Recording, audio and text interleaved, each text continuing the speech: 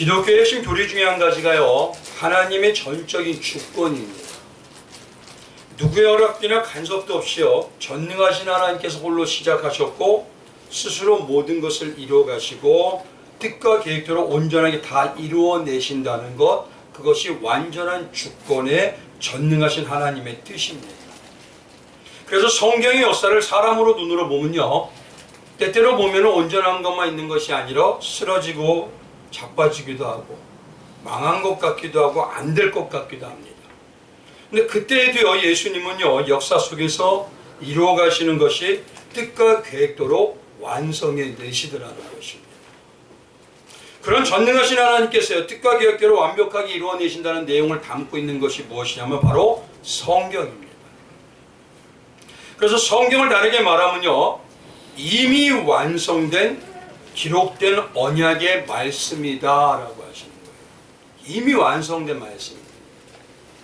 그리고 이 성경을 쉽게 비유하면요, 하나님의 시작과 완성까지 다 기록되어 있는 하나님의 한 작품의 영화와 같은 시나리오다라고 할 수가 있습니다. 그래서 언약의 말씀의 성경은요, 마치 영화 대본처럼요, 시작부터 마지막까지 그 안에 다 들어 있습니다. 그리고 성경의 내용 중에서 한 장면씩 한 장면씩 하나님께서 현실에 풀어서서 그것을 멋진 드라마와 같이, 영화와 같이 만들어내시는 것입니다. 그 중에 오늘 장면은 어디냐면요, 예수님께서 예루살렘의 왕으로 입성하는 장면입니다. 기독교에는 이때를요, 종려주의라고 합니다. 그래서 예수님이 종려나무가 깔려있는 그곳에 지나가게 되십니다. 그 이유가 바로 뭐냐면, 예루살렘에서의 메시아로 오신 예수님이 사람들을 환영을 받으면서 종려나무 가지를 흔들고 깔고 겉옷을 깔고 호산나 찬송하리다, 주의 이름으로 오시는 이스라엘의 왕이시여라는 이 모든 말로 외쳤기 때문입니다. 이 내용은요, 사복음서에 다 기록되어 있습니다. 그래서 예수님의 입성 때 환영하는 무리들이 외치는 소리가 호산나라고 외쳐서요, 한때는 이 주의를 호산나 주의라고 합니다. 호산나라 뜻은 뭐냐면요, 구하옵나니 이제 구원하소서라는 뜻입니다. 바로 시편 118편 25절에 있는 짧은 기도문을 인용한 것입니다. 그뿐만 아니라 이 종려주일에는요, 서로마 교회에서는 어떠냐면 뒤에 고난주간이 시작되기 때문에 그리스도의 순환사라는 것을 낭독했습니다. 그래서 고난주일이라고 부르기도 했습니다. 종려주일을 다르게 말해서는 어떤 분 옛날에는 꽃의 날이라고 했어요. 그리고 부활주일 날 세례를 받기 위해서 준비된 세례 지원자들이 준비되는 그 날이다 그래서 세례 지원자의 주일이라고 얘기하기도 했습니다. 이름이 그만큼 많다는 것은요, 그만큼 신앙적으로 중요한 날이라는 것입니다. 성경에서 말하는 이 종려나무는요, 의와 아름다움과 승리 그리고 부활을 상징하는 불사조나무라고 합니다. 그래서 한번 나무를 보여주십시오. 이렇게 생겼어요. 그래서 전번에 뭐냐면 이 여기에 열매 있는 게 우리가 알고 있는 꿀이라는 거하고 그렇게 알고 벌꿀이 아니라 저기서 나오는 꿀을 가지고 얘기한다고 말씀을 드렸죠. 그래서 특징이 종려나무는요, 당시 유대인들이 로마의 압제를 받으면서 로마에서 대항하는 민족주의를 대표하는 나무입니다. 주 66년에요, 유대인들이 로마 제국에 대항해서 반란이 7년간 계속됩니다. 근데 그 중간에 68년에서부터 70년까지요, 유대 열심 당원들이 로마 수비대를 쫓아내고 나서 이 유대 땅을 장악했다 그래서 유대의 독립을 기념하는 동전을 만듭니다. 동전에 새겨진 문양이 뭐냐면요, 보시면요, 로마를 상징하는 로마 군인과 유대 국가를 상징하는 종려나무가 가운데 있습니다. 그리고 종려나무 밑에 등을 돌리고 무릎을 꿇고 있는 유대 여인을 새기고 있습니다. 그리고 중요한 건 그 밑에요, 주다스 캡타라고 새겨요. 이게 뭐냐면 유대 정복대다. 그래서 로마 식민지로 전락한 유대의 승리와 부활의 민족주의를 상징하기 위해서 저 동전을 만듭니다. 그래서 오늘 장면을 잘 보시면요, 이 독립을 상징한다고 했기 때문에 사람들이 자기의 겉옷을 예수님 앞에 깝니다.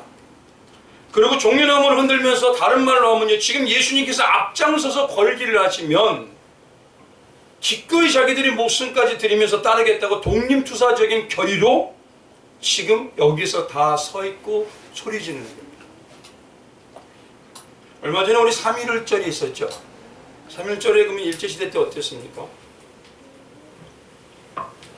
태극기를 흔들면서 대한독립 만세를 외쳤죠. 그때 중요한 몇몇 분들 다 이름 아시고. 근데 국기를 나서온 게 아니라 종려나무를 흔드는 겁니다. 예수님이 먼저 걸게 하면 우리가 목숨 걸고 따르겠습니다. 근데 오히려 오늘 본문의 예수님의 모습은요, 이런 독립투사의 모습과는 조금 거리가 멉니다. 왕의 모습으로 오셨지만 어째 우리가 생각하는 것 같다는 완전히 반대의 모습을 보이고 있어요. 사람들은 종려나무 가지를 흔들면서 환호하면서 웃고 떠들고 있는데 왕이신 예수님은요, 그래서 미소를 띠고 웃고 계시긴 하지만요, 어떤 모습에서는 조금 서글픈 모습이에요. 조금 애잔한 모습. 그 이유는 왕이신 예수님이요, 왕으로 가시는 이 길이 우리가 생각하고 우리가 가치관으로 가지고 있는 승리와 능력과 부와 명예로 가는 개선장군의 길이 아닙니다. 우리는요, 그 길이 다르다는 것을, 개선장군의 길과는 다르다는 것을 성경을 통해서 이미 압니다. 그럼 한번 이렇게 보십시오. 당시 사람들이라면, 우리는 그 길이 개선장군의 길이라는 걸 알지만 그 당시에 흔드는 사람들이라면 그들은 모릅니다. 그런데 유일하게요, 이미 예수님은 이 뒤의 길이 어떤지를 성경의 내용을 봐도 지금 소리 지르고 환호하고 있지만 그들이 어떻게 할 거란 걸 이미 다 아시고 계셔요. 그래서 성경을 보니까요, 요한복음에는요, 이 종려 사건 바로 앞에 누구 사건이 있냐면은 예수님의 발에 향유를 붓는 마리아의 사건이 있습니다. 사람들은 질투합니다. 제자들도 경멸하는 눈빛으로 얘기하죠. 제자 중에 한 사람인 유다가 뭐라고 합니까? 이 비싼 향유를 가난한 사람에게 주지, 왜 이상하게 쓸데없는 짓을 하느냐.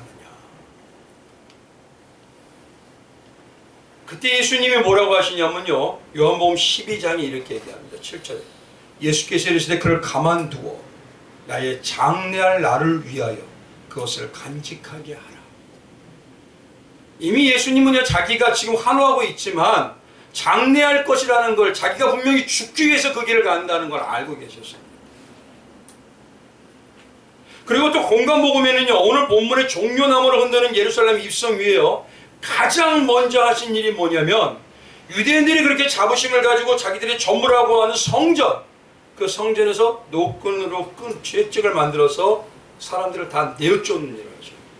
이걸 알면 성전 청결 사건이라고 하죠. 그 일을 먼저 하죠. 주님은 하나님의 뜻대로 다 움직이십니다. 그러니 이미 하나님께서 말씀으로 어떻게 하실지를 알고 성령으로 깨닫게 되십니다. 예수님은 자기 목숨까지 버리겠다고 따르겠던 그들이 며칠이 못 가서는 자기들의 생각과 맞지 않는다고 해서 자기들이 언제 그랬냐는 식으로 태도가 돌변하고 눈에서 핏발이 쏘가지고 못 박아라, 죽여라, 예수를 죽여라 하면 소리치면서 죽일 자들로 드러나는 것을 이미 아셨습니다.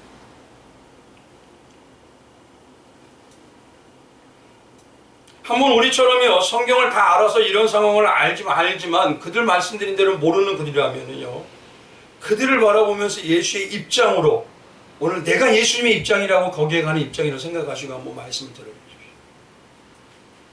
성경에는 분명히 말씀하시죠. 예수님은 죄가 없으시다고요. 그들은 지금 앞에서는 많은 사람들이 웃고 박수치고 환호합니다.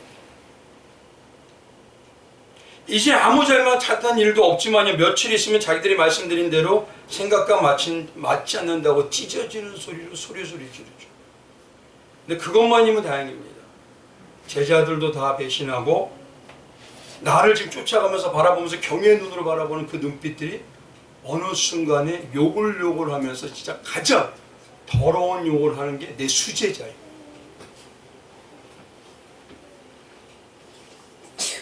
아마 저 같으면 어땠을까요?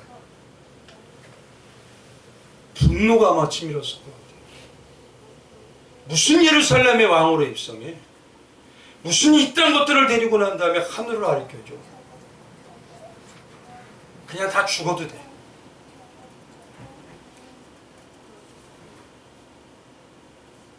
근데 이제부터 중요하게 보시면요, 이들의 모습을요 우리에게 투영해 보십시오.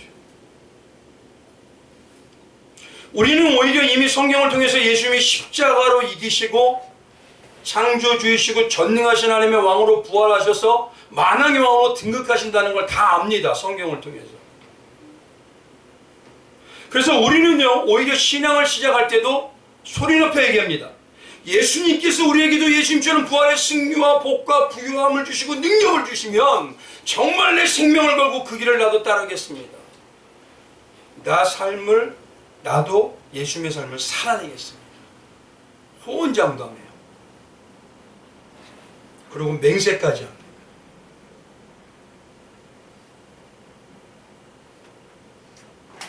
다시 한번 말씀드리지만요, 오늘 이 장면에 있는 이들은요 예수님이 부활할 거 전혀 몰랐습니다. 그들이 알았다면 우리보다 어땠을까요? 근데 우리는 이미 성경을 통해서 다 알고 있지 않습니까? 근데 막상 우리의 신앙의 현실에 보면요, 십자가와의 동행하는 그 삶이 조금 힘들기도 해요. 조금 어렵기도 하고, 조금 내게 이익이 안 되면, 내가 원하는 삶을 안 주신다고 하면은요, 십자가의 왕의 길은 예수님이 가시고,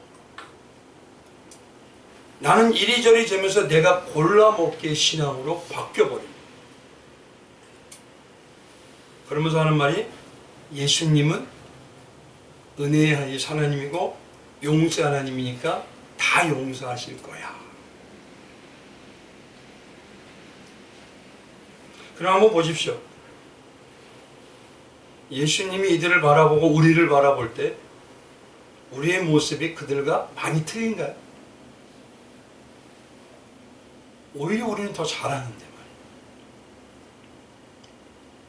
우리는 그들을 보고 얘기합니다. 에이 저 쥐일 놈들, 에이 저 배은망덕한 놈들, 어떻게 저런 것들이 하나님을 믿는다는 신앙인들이야.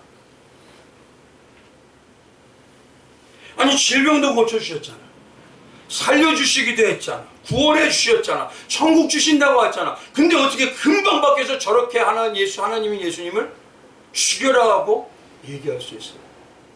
에이 저 멸망받을 것.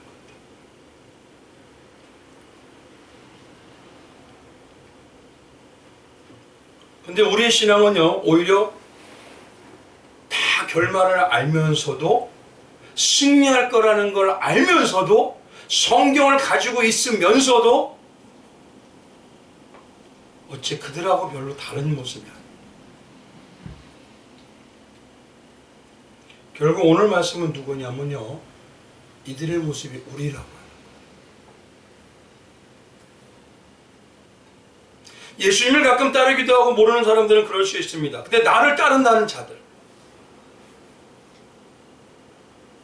자기 자신을 다 드리면서까지 호언장담하면서 따르겠다는 자들, 그 제자들, 그 성도들, 그 추종자들. 근데 그 한순간 그들과 다름없는 모습으로 바뀌어가는 걸 봤을 때 어떤 마음이시겠냐. 그래서 오늘 이 시간에는요, 예수님께서는 매 순간 또 항상 이 모든 것을 아시는 상황에서도 어떻게 담대함과 그 평안함, 그 심령이 어떠하셨길래 이기실 수 있었고 그 마음의 중심이 과연 뭐냐 이거예요. 그 마음의 중심이 어떠셨냐. 예수님께서는 우리 아빠와 똑같은 성경을 가지셨습니다. 모든 아픔을 아셨어요. 그러면서도 이기셨던 어떤 마음다짐이 있었다는 것입니다. 특히 오늘 본 모습은요, 왕의 등극식이죠. 이전 왕은 망하고 등극식이라는 건요, 새로운 왕이 출현했다는 것입니다. 이제 새로운 왕의 모든 법과 새로운 왕이 제정한 것들, 새로운 왕이 가지고 있는 그 모든 삶의 것들이 중심이 되는 시대로 바뀌었다는 것입니다. 그 길만이 진짜 능력의 길이라는 소리예요. 따라서 왕의 등극을 하시는 예수님의 백성된 성도는요, 그 예수님이 가지신 마음이 아니면, 예수님이 가지신 마음이 아니면 승리하는 능력의 삶도 이룰 수가 없고, 또 성령이 인치는 성도라면 반드시 오늘 보이는 예수님의 마음을 갖는 자들이 되게 하신다는 것이죠. 특히 바울은 오늘 본문 말씀에 뭐라고 하시냐면요, 예수님의 마음가짐이 예수님을 따르는 우리가 가져야 할 마음이라고 합니다. 그래서 빌립보서 2장 5절에 뭐죠? 너희 안에 뭘 하여라? 이 마음을 품으라! 라고 정확하게. 그래야 우리에게 허락된 십자가 삶에 동참하는 고난과 시련 속에서도 신앙의 중심을 잃지 않고요, 그 능력의 마음을 유지할 수 있더라는 거죠.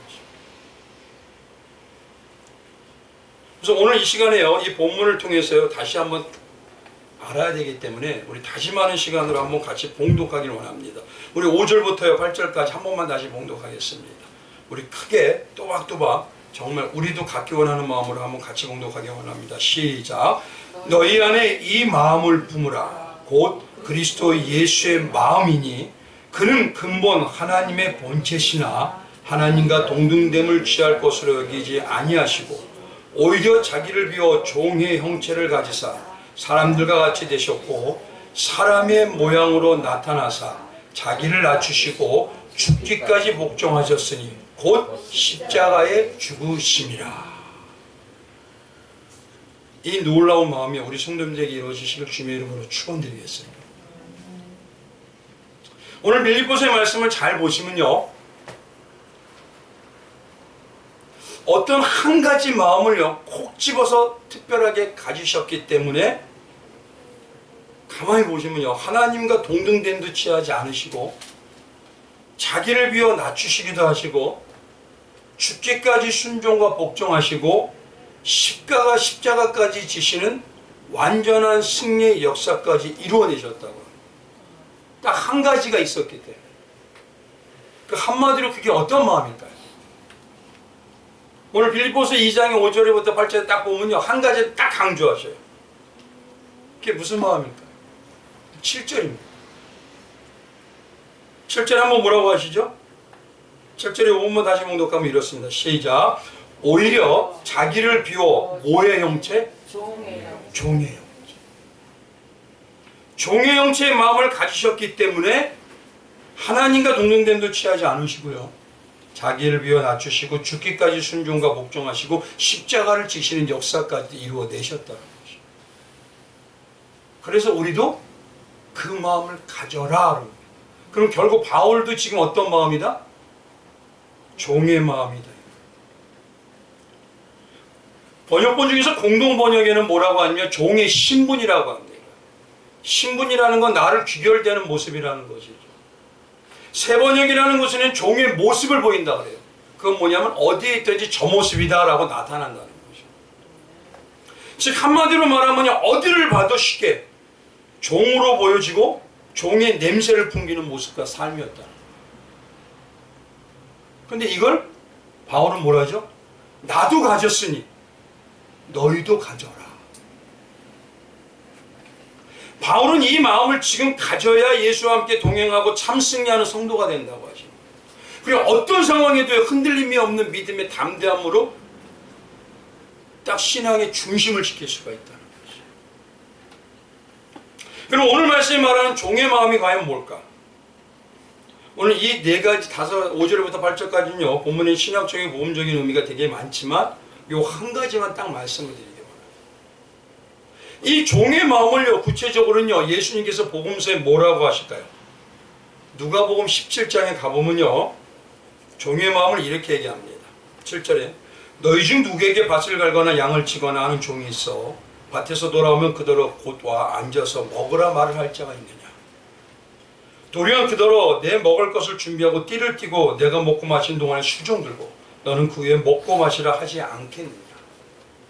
명한 대로 하였다고 종에게 감사하겠느냐? 이와 같이 너희도 명령받은 것을 다 행한 후에 이르기를 우리는 어떤 종이다? 무익한 종이라. 우리가 해야 할 것만 할 뿐이라 할지니라.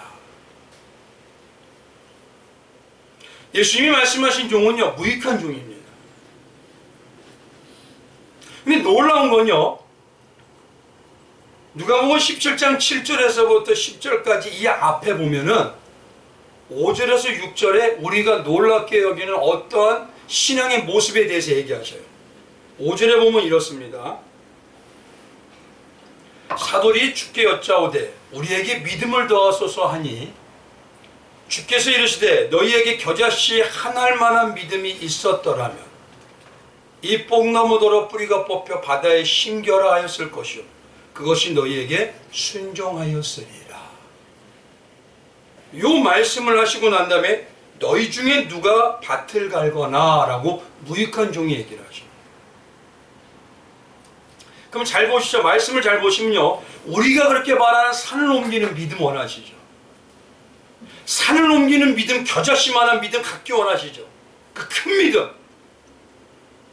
근데 그 마음이 어떤 믿음이다?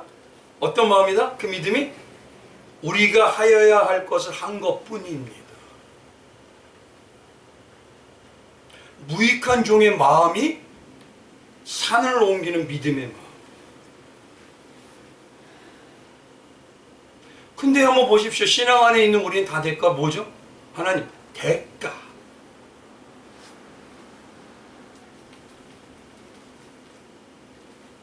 이것을 성경에서 뭐라고 하냐면 일명 청지기의 마음이라고 합니다.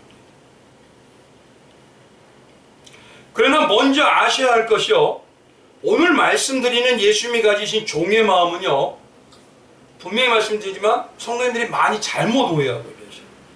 우리가 알고 있는 종의 개념과는 완전히 다른 개념입니다. 이건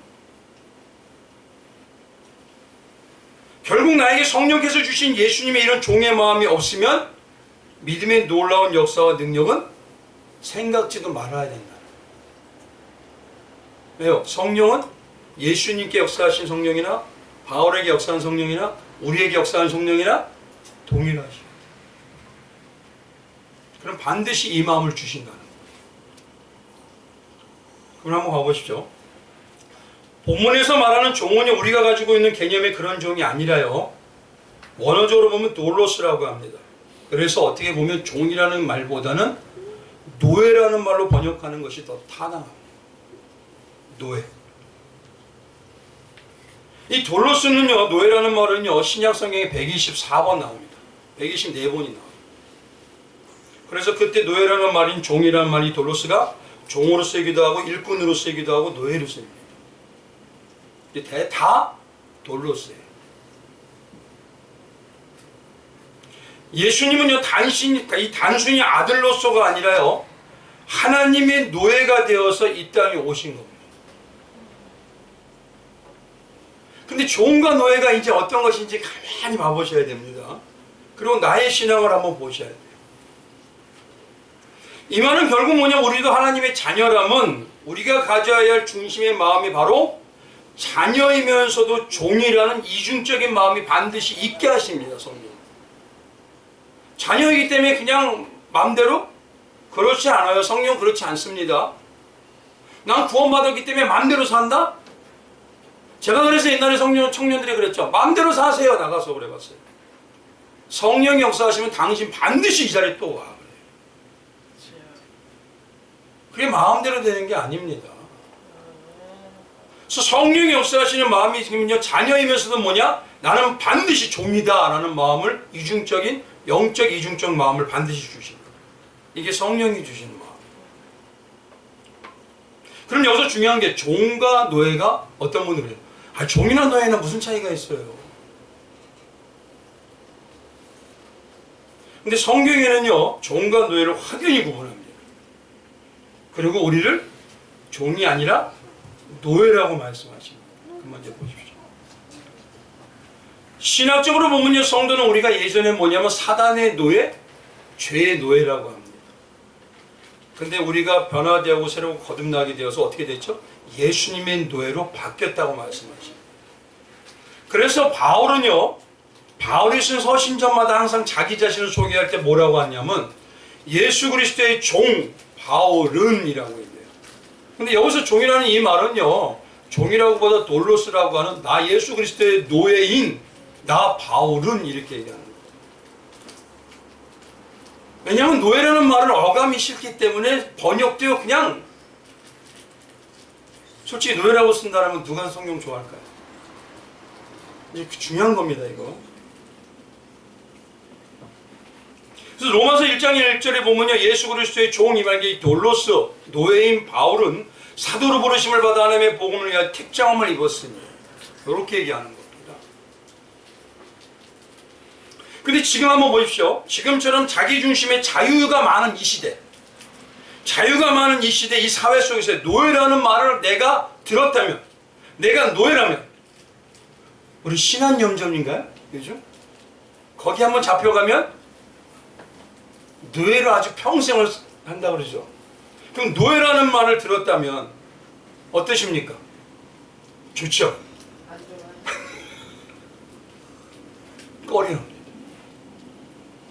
그래서 신앙 안에서의 종이나 노예라는 말보다 뭐를 원하시냐면 자녀이다, 백성이다, 신부이다, 이 말을 선호합니다. 근데 성경에서 무엇보다 성도의 신분을 말하는 단어가 바로 돌로 쓰이는 노예예요. 노예는요, 주인만을 위해서 존재합니다. 이것이 하나님과 우리의 관계입니다. 우리는 하나님만을 위해서 존재하는 것이지 다른 것을 위해는 존재 이유가 없습니다. 주인을 위해 존재하지 않는 노예는요, 존재할 이유와 살 이유가 없는 거예요. 그래서 노예라는 돌로스의 깊은 감각에 있는 말이 뭡니까? 주인, 소유주, 주님. 이 말이요, 큐리오스라고 합니다. 그 말이 장장 얼마나 신약에 써있냐면 750번을 써있어요. 그만큼 노예라는 이 종의 개념이 우리에게는 각인이 돼야 된다는 소리예요. 그렇기 때문에 예수님을 믿는다는 건요, 단순히 우리가 복음을 듣고 구원받았다고 하고 교회 다닌다고 하고 직분을 받았으니까 헌금하고 헌신하는 삶 정도를 말하는 개념이 아닙니다. 이건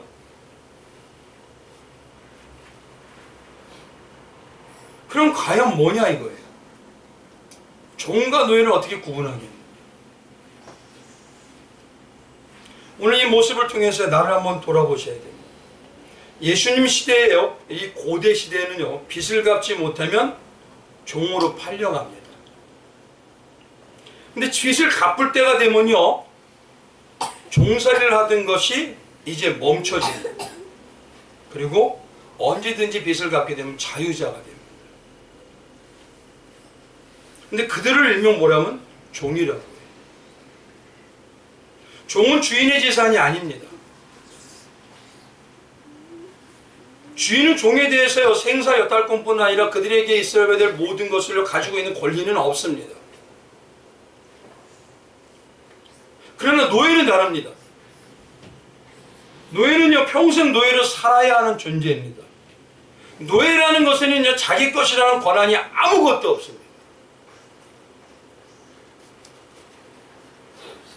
자신의 재산도 극단적으로 말하면 자기 자신도 자기의 것이 아니에요.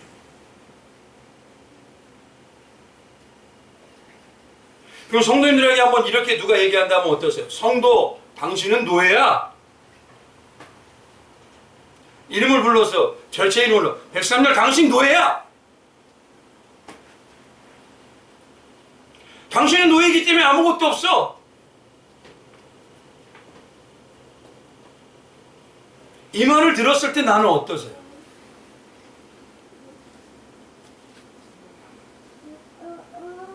인정하시고 순종하시고 복종하시려? 아니면 좀 거부감이 드세요?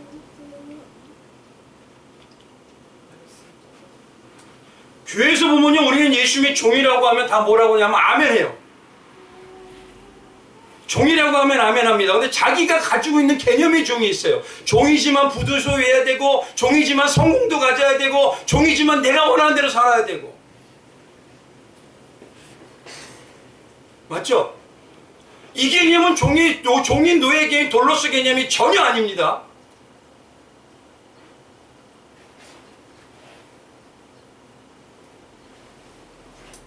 문제는 뭐냐면요, 지금 교회라고 하는 교회 우리 성도들이요, 헌신하고 헌금하고 신앙생활 하지만요, 돌로스인 노예로서 하는 게 전혀 아니에요.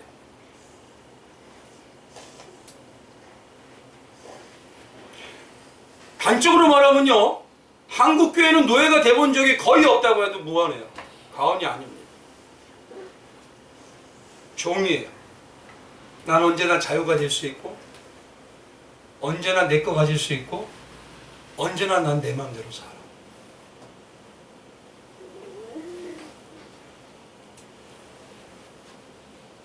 근데 그건요, 기독교가 신앙이 아닙니다. 그건 종교예요. 가장 큰 차이가 바로 종과 노예의 가장 큰 차이가 바로 이겁니다. 신앙의 차이. 한번 나에게 자문해 보십시오. 때때로 필요에 따라 예수님의 종도 됩니까? 예수님만을 위해 항상 존재하는 노예입니까?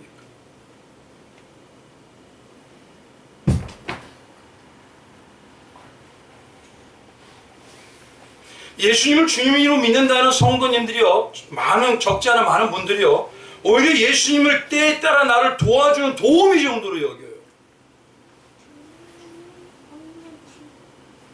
그러면서 주님이에요. 그래서 성경이 말하죠. 주여 주여 하는 자마다 다 주여라는 말은 너가 노예라고 지금 시인하는 건데 너 노예 아니잖아.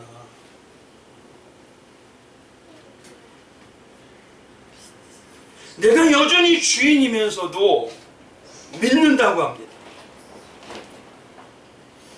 근데 성령께서는 그런 마음을 주시지 않습니다.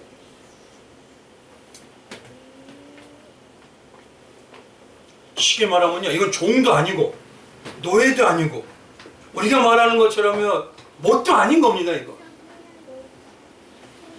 그냥 쉽게 말하면요, 내 유익을 위한 취미생활이에요.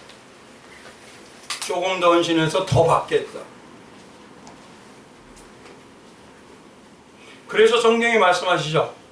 분명히 두 종류의 사람이 있다. 알곡과 가라지가 있고 양과 염소가 있다. 다시 말씀드리지만요, 성도는 노예입니다. 노예는 주인을 위해서만 존재하고 주인 위해서 사는 자입니다. 그리스도인은 그리스도의 노예입니다. 그리스도 예수님만 위해 사는 존재입니다. 삶의 중심이 그리스도 예수가 아니면 그거는 성도라고 할 수가 없는 무늬만 성도예요. 물론 주님이 오늘 말씀하시는 건 우리 보고 그렇게 살지 못했기 때문에 책망하는 게 아니라 우리가 우리 자신을 분별하는, 내가 이렇게 아니라고 살아야 될 때가 아니구나. 나의 신앙이 지금 어디로 달려가고 있구나. 너희는 딱 말하면요, 생명이 100% 주인일 것이고 나의 모든 것이 100% 주인에게 속해 있고 100% 주인을 떠나서는 살 수가 없는, 마치 뭐냐면 부모님만을 바라보는 아이와 같은 게.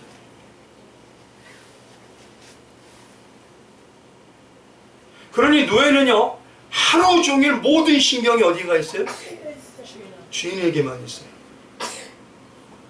저 주인이 아니면 난 삶을 살 수가 없고 난 죽어.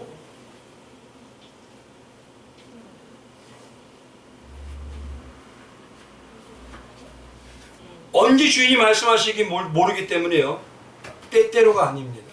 항상. 그래서 노예는 어떻다 그랬죠? 나의 것이 없다 그랬죠. 그래서 노예가 갖는 개념은 신앙으로 얘기하면 이겁니다. 신앙의 가장 핵심이 뭐냐면 항상 말씀드려야 세상에 성공과 복을 안 주셔도, 천국을 안 주신다고 해도, 나에게 십자가 고난만 있다고 해도 주님, 이 삶에 나는 만족합니다는 자족하는 신앙으로 사느냐라는 것이. 그게 지금 내가 예수의 노예된 자와 아닌 자로 지금 점점 구분되어지고 있어요. 그래서 바울은 말이죠, 노예되었던 바울은, 노예인 바울은 그러죠. 자기에게 이루어졌던 것이 너희에게도 이루어져야 된다. 그래서 빌립보서 4장에 이 빌립보서 2장 뒤에 뭐라고 하죠? 4장이랍니다.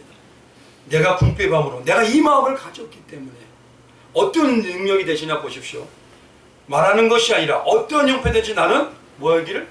자족하기를. 나는 미천에 처할 줄도 알고 풍부에 처할 줄도 알아. 모든 일 곧 배부름과 배고픔과 풍과 공포에도 처할 줄 아는 일체의 비결을 배웠노라. 근데 여기서 중요해요.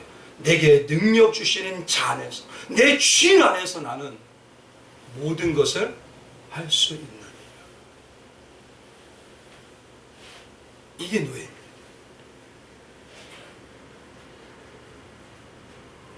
그래서 저희 노예의 신앙이라는 걸 쉽게, 노예의 삶이라는 거, 노예의 신앙이라는 걸 쉽게 비유해서 말씀드리면 이렇게 말씀을 드릴게요.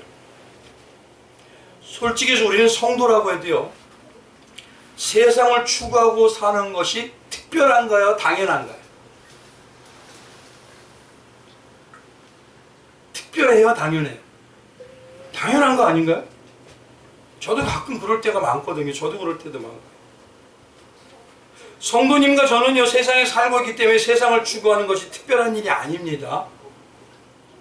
마치 밥을 당연히 먹는 거, 밥을 생각해서 오늘은 이 한 알의 영양가가 얼마가 되고 칼로리가 얼마 되고 이 물을 얼마나 몇 프로 벌고 이런 거 계산하고 드시나요? 그냥 이렇게 드시나요? 물을 어떻게 하십니까? 이만 물은 미네랄 워터, 참 머리 복잡하면서 그러고 계산하지 않잖아요. 공기를 마시는 것도 그렇지 않습니까? 나는 가만히 있어도 저절로 마셔요. 이건 당연한 거예요. 그리스도의 노예라는 말은요, 뭐냐면 이 상태예요. 나는 나의 예수님이 내 삶을 전체를 다 주관하고 나는 죽어도, 나는 없어도 당연한 거예요. 근데 한번 여쭤볼게요. 당연한 마음이세요? 아니죠. 노예가 돼본 적이 없어요. 종 정도는 살아왔어요.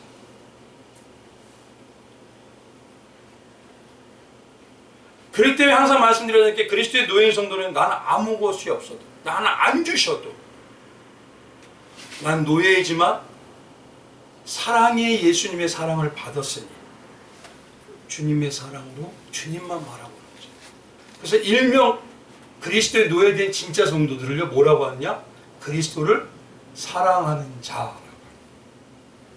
사랑은 대가 없이 주는 거예요. 사랑은 나에게 아무것도 안 줘도 난 주기만 하는 거예요. 이게 당연한 삶이에요.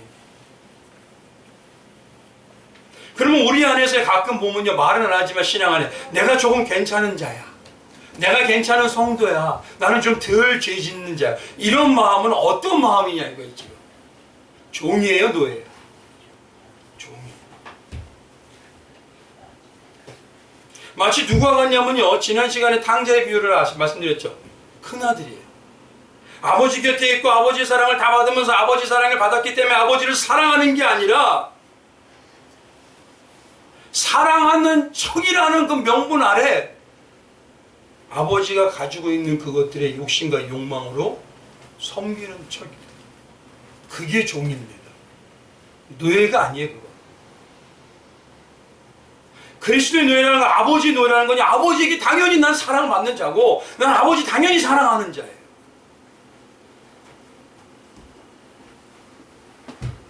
그럼 지금 또 질문합니다. 예수님이 종의 신앙입니까? 예수님이 노예 신앙입니까?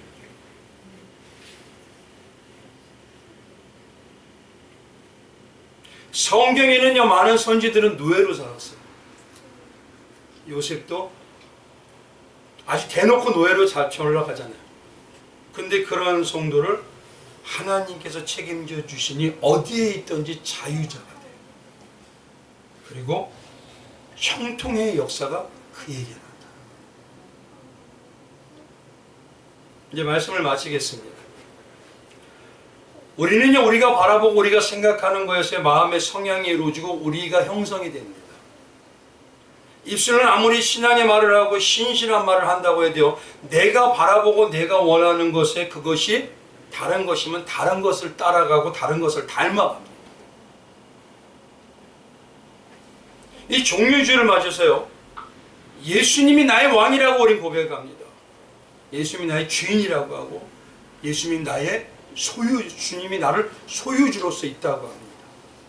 그러면 나는 지금 그 왕이신 예수님을 그리스도의 노예입니까? 그리스도의 종입니까? 적당한 종이 되라고 하지 않습니다.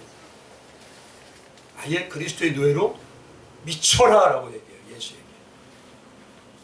이 종려 지을 때 다시 한번 어떤 마음으로 우리가 오셨는지, 어떤 마음으로 이기셨는지 그 은혜의 주님을 만나시는 귀한 시간 되시길 주님의 이름으로 축원드리겠습니다. 오늘 이 시간에 마지막으로 한번 따라해 주시고 고백해 주시기 바랍니다. 한번 십시오. 나는 손 한번 이렇게 켜주세요. 나는 예수 그리스도의 노예. 자기 이름 대신요. 백삼년입니다.